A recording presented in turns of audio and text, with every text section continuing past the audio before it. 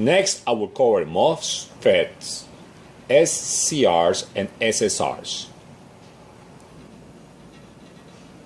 A MOSFET is a type of transistor, and they can either be an N channel or a P channel. They have a source, a gate, and a drain.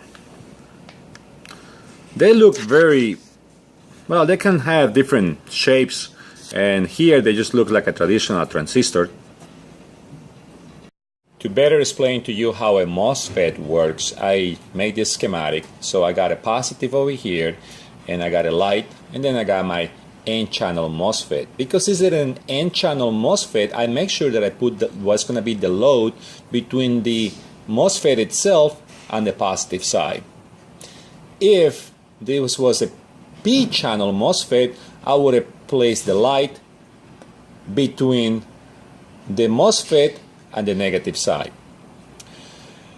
The MOSFET, since this is the gate over here, and I just didn't do the labels, there, I feel much better now because I put my source, my drain, my gate.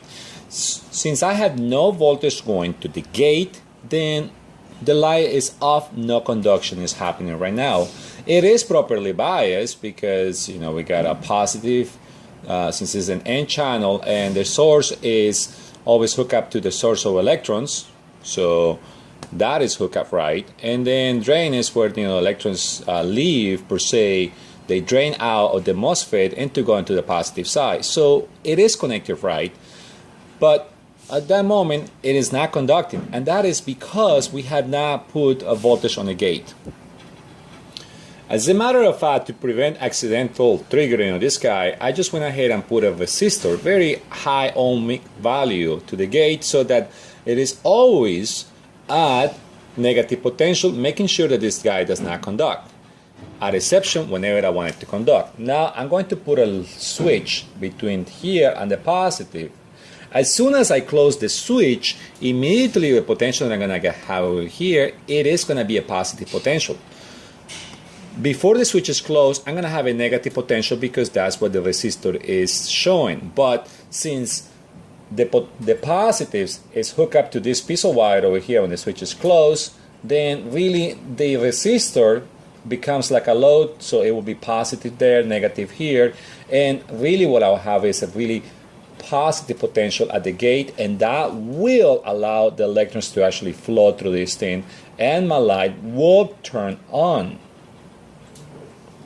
The light is going to stay on for as long as I keep my gate switch closed. As soon as I open it, the gate immediately goes back to negative potential, and I put a negative over here, and that will stop the electron flow, turning off the light.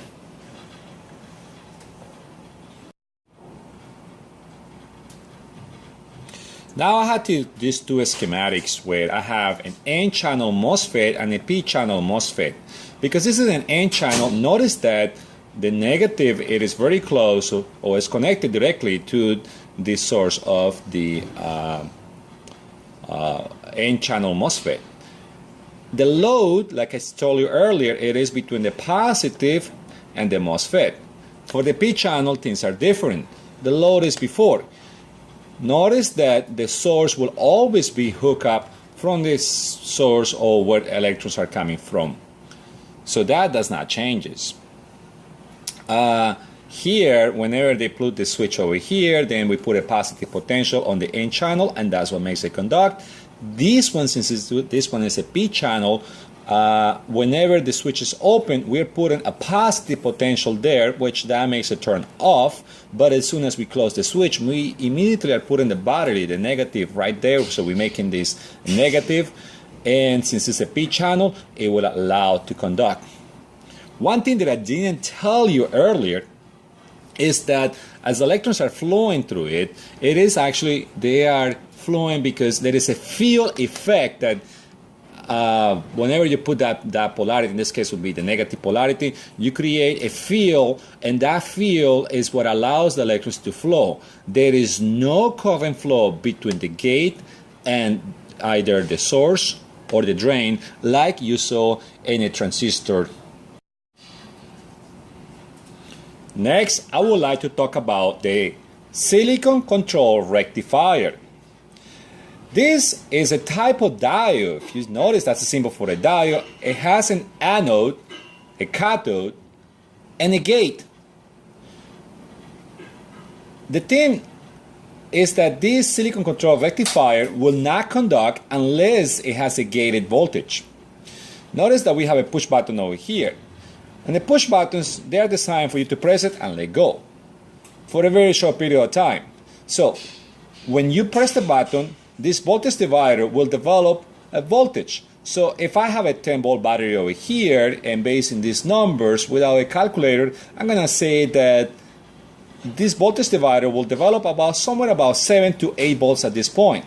That will be put on the gate, and then the diode or SCR will start to conduct, and the light will be turned on.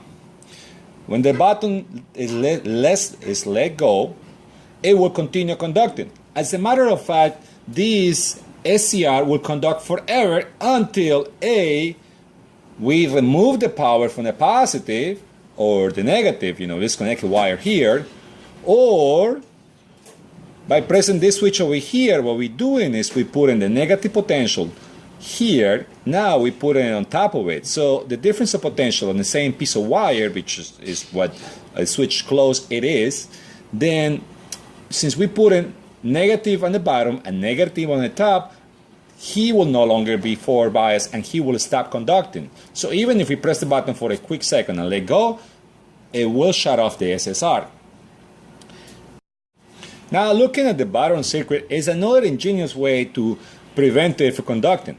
The way how it's biased is the same way as before, as we did over here. By pressing the on for a very short period of time, it gets the SCR to conduct, and to stop it, they just simply press the switch, which allows, or rather stops current flow altogether, and for that instant, it will no longer be biased, and he will stop conducting. Our next component is the solid-state relay. Solid-state relays serve the same function as the electromechanical relay, but it just doesn't have any moving parts.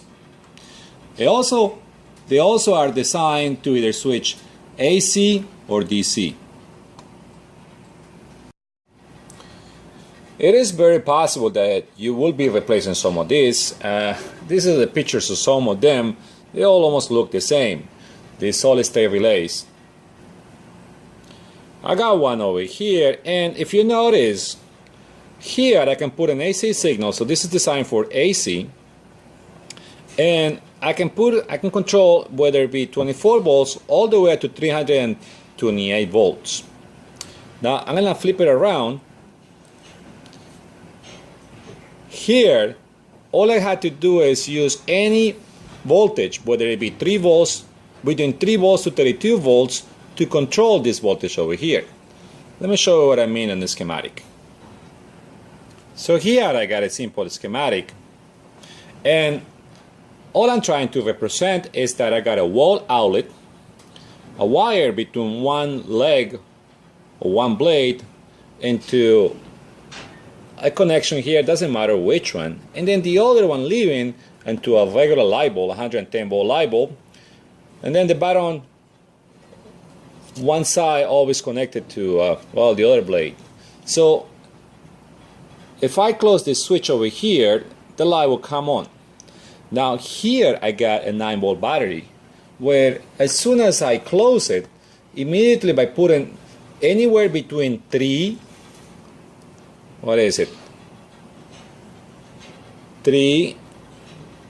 to 32 volts, it will allow the light to actually come on, because this switch over here will act as close. As soon as, so that was when the light switch was closed, or this little switch was closed. As soon as I open, immediately it will open and the light will extinguish. That's how a solid state relay works. You can use this to bench test, so you can create a circuit like this to be able to bench test a solid state relay if you suspect that it's bad and you don't have no more to replace them.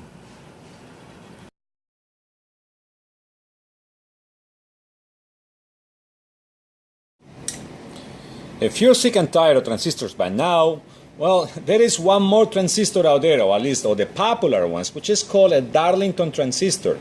A Darlington transistor is, I guess you could call it a daisy chain of two transistors, so that one will control the output of the other one, and so in that way you can have more amplification. Although they are out there, and this is pictures of how some of them look like, as an EM, you're not going to be seeing them much in your circuitries. I believe that the other three that I just showed you are going to be the ones that you're going to encounter more often. Finally, when talking about solid state devices, we got to talk about chips or ICs. We got multiple ICs, and really, for ICs, what goes inside there is a lot of things. Some of them are really old technology where it's just on a few gates, and some of them, they have entire or millions and millions of gates to where they can do electrical decisions, and they can be programmed with languages like C and ladder logics and whatnot. What really you need to know about these guys is that, first of all, see these little notch over here. All of them will have in one way or the other ones, like this one over here has a marking over here, this one has a marking over here, is that whenever you remove them, you gotta look at that marking and you gotta install them back the same way. Be careful to break one of those legs. If you ever had to remove them, get with the ETs and to get the proper tool to remove them. If you cannot, if they say there is no such a tool, the best way that I find is to use a pair of needle nose, not this kind, but the ones that like are actually pointed, and I cannot just go on one side and start working my way in and grabbing it and just pulling it out straight up, so in that way I'm not breaking any of these little legs. Do not use your fingers, because if you use your fingers, you will break a pin. If you end up breaking one of those little pins, you can take it back to the ETs, or if they're not willing to do it, you can just grab a resistor.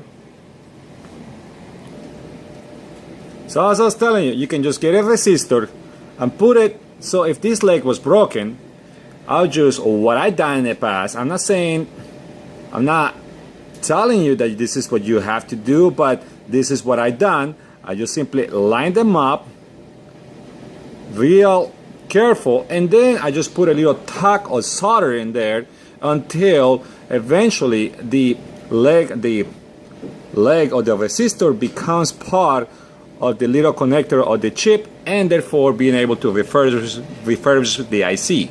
Don't worry about current. They do not use that much current. And worst case scenario, this little thing over here is designed to handle more than 500 milliamps, and no IC will ever be able to put out more than 500 milliamps per each one of these legs. Whenever you're working on electronic equipment, make sure you wear an electrostatic wristband, so in that way you do not electrostatically damage some of the components that are sensitive.